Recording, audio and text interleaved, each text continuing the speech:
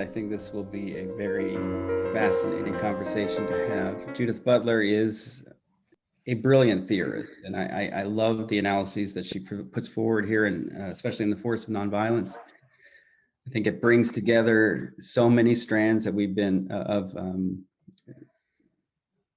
areas of vital concern that we've had before us in this semester, especially starting with Hegel, but frankly, for the whole modern era, going back to last semester. That is, when she brings up the question of the state of nature in this reading, and she's saying there are a lot of things that are assumed in the hypothetical construct of the state of nature that there are, and this is the classic deconstructionist move, is to point out the exclusions, what is not being admitted, what is not being thought in a certain conceptual scheme. I think that's extremely valuable, especially for those of us who think of ourselves as political liberals. Political liberalism owes so much to the state of nature conceit that in itself is so deeply tied to individualism, which we know is here. We see the great strength, I mean, the immense strength of a deconstructionist critique of and the great fruitfulness of what she considers the queering of all categories, right? That what that does, how that it in fact does help serve emancipation is that it helps us to think about the unthought in the thoughts that the thinkers that we've dealt with aren't able to encapsulate. That's goes for all of us, right? There's always this immense world of things unthought that we engage in conversation with others to try to be exposed to, because we don't know what we don't know, and the only remedy for our ignorance as human beings, is limited intellects, is to and as people with deficient hearts sometimes, is to talk to each other, try to open our hearts and minds to each other. And I really do feel as if that's the vital impulse in Butler. The big difference, of course, between Butler and what we've seen as a kind of Nietzschean strain, Foucault as a Nietzschean, for instance, is that unlike Foucault, who really wants to be Nietzschean all the way, that is always moving positions, you can't quite peg him right or left, not quite. I mean, he's still broadly left. But Butler is quite unashamedly a leftist progressive thinker. And so there's a difference, and that's part of what we can think through today, is what's the difference, what has changed between the closed system of Foucault and the closed system of Butler that enables Butler to be a partisan. On what ground is she standing to be able to make, to be so confident? She's got all this political confidence, and I think that's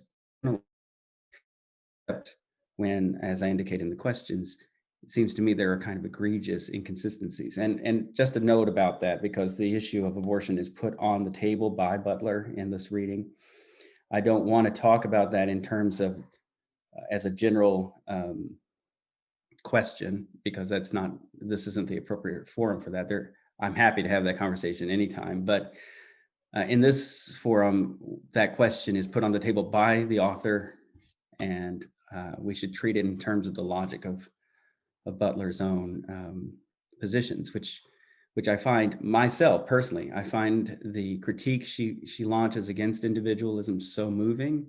I find her saying what is unthought and what is assumed in the instrumentalist logic of violence, for instance, and in the immense perversities of the modern nation state in employing police power, for instance, in a way that is dehumanizing and brutal, but calling it peace. And that again, that gets us back to Hobbes, for instance, and it gets us back to the very foundations of modern political theory. So I can't think of a more fruitful discussion partner when it comes to drawing what we've been grappling together in this conversation, a better partner to try to think it all together at once. I'm very excited about that.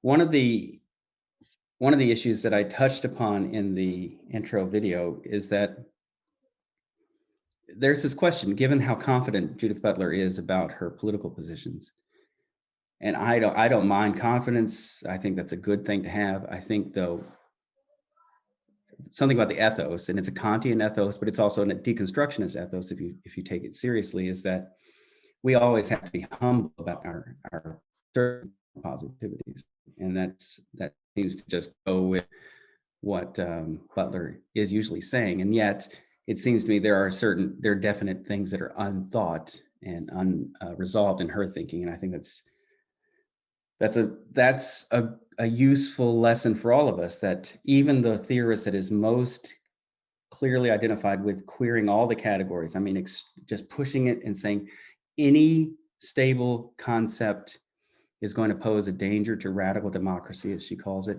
Uh, Again, I think as an ethos of humility, as a kind of Kantian ethics, that's a really great thing. But it's hard to be consistent. It's hard to just always be critical, right? To do social critique and be critical. Foucault tried to do that. Nietzsche tried to do that, and they did it in different ways. Nietzsche, I think, was more successful just because he had such a sense of humor, and his life was so shot through with suffering that he had a grounding in kind of a humane way of living, oddly enough. Butler, she lives her life as a very powerful theorist for a very certain political orientation, and so that's a stance. That's a very specific stance, and so we want to see, can we be critical and yet still be humble? And I think that just means we always have to be, even, especially, I guess, if we want to recognize the fact that critique is something we must always engage in, we also can't make a fetish of critique, because in the end, we always come down somewhere. We're going to be partisans of something. And we have to be humble enough to say, I need to talk to others to see if I've got blind spots.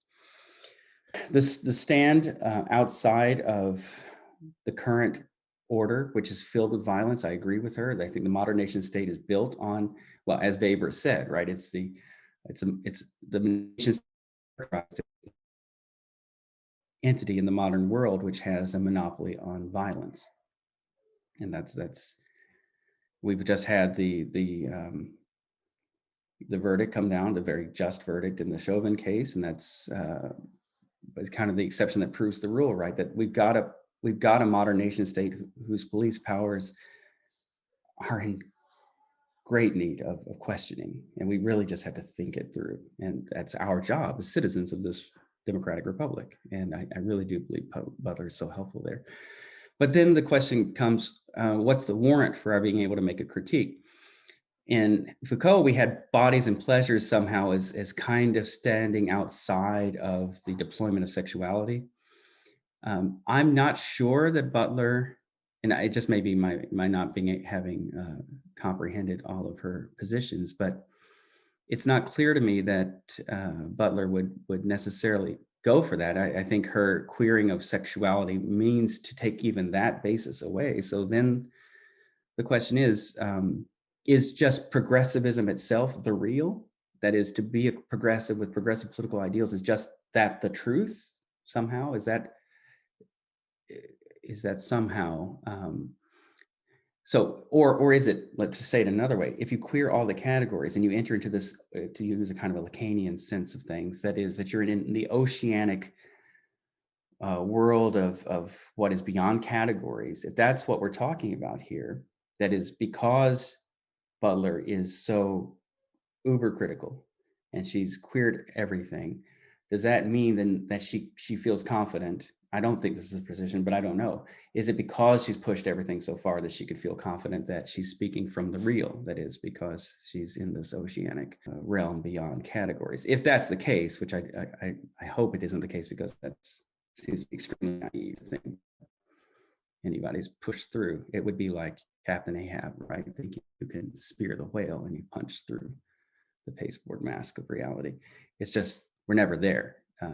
We always have to engage in this conversation.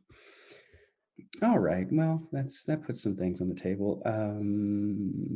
I mentioned this notion of a woman function. I do think this is important because a lot of us want to be able to think of ourselves as feminists, and I mean, that's a term that's funny by itself, that's based on the gender, not the sex of womanhood, right? Femininity. So already it's a weird kind of term, but it's the term we've got. And so that's a question. And, when I was going to college at Swarthmore, womanist was a thing that was used. I don't hear that term much.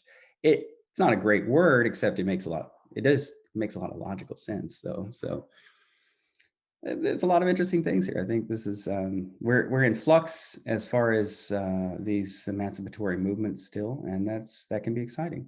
According to Butler, the ethical must be embedded in the political. Why doesn't ethics require a critique of individualism? How might a focus on the individual as the fundamental unit of ethical analysis, even in virtue ethics, distort ethical discernment? What goes into affirming that a human life matters? Butler speaks of grievability, which lives we are allowed to grieve. Are we allowed to grieve for victims of police violence? Are we allowed to grieve for unborn human lives taken in abortion? Butler isn't consistent on this point. Why is it so difficult to be consistent, even when one's analysis is as profound as Butler's? Question 3. What realities does the modern liberal fantasy of a state of nature exclude and conceal? In what ways does the modern liberal libertarian anthropology reject the insuperable human facts of dependency and interdependency? How does this limit what we count as falling within the regime of the self when it comes to violent self-defense as an exception to the healing? 4. Is there any reality beyond ideology and its constructions? If so, what is the nature of the reality that exceeds social mystifications? If not, how is social critique possible?